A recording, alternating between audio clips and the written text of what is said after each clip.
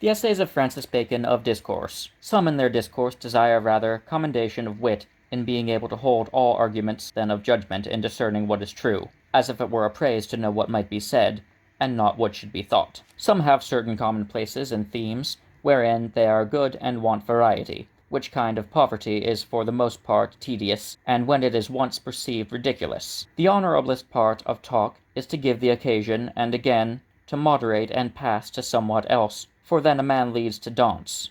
It is good in discourse and speech of conversation to vary and intermingle speech of the present occasion with arguments, tales with reasons, asking of questions with telling of opinions, and jest with earnest. For it is a dull thing to tire, and as we say now, to jade anything too far. As for jest, there be certain things which ought to be privileged from it, namely religion, matters of state, great persons, any man's present business of importance, and any case that deserveth pity. Yet there be some that think their wits have been asleep, except they dart out somewhat that is piquant, and to the quick, that is a vein, which would be bridled. Passe, ver, stimulis, and fortius utere loris. And generally men ought to find the difference between saltness and bitterness. Certainly he that hath a satirical vein, as he maketh others afraid of his wit, so he had need be afraid of others' memory. He that questioneth much shall learn much, and content much, but especially if he apply his questions to the skill of the persons whom he asketh, for he shall give them occasion to please themselves in speaking,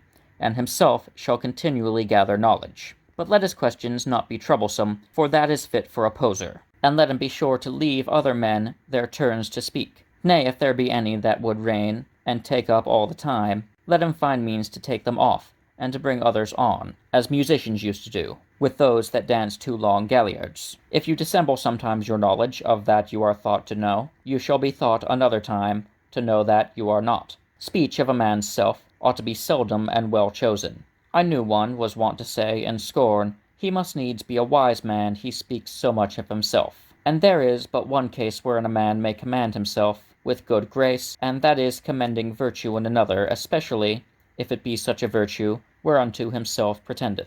Speech of touch towards others should be sparingly used, for discourse ought to be as a field, without coming home to any man. I knew 2 noblemen of the west part of England, whereof the one was given to scoff, but kept ever royal cheer in his house. The other would ask of those that had been at the other's table, tell truly, was there never a flout or dry blow given? To which the guest would answer, such and such a thing has passed. The lord would say, I thought he would mar a good dinner. Discretion of speech is more than eloquence, and to speak agreeably to him, with whom we deal, is more than to speak in good words or in good order.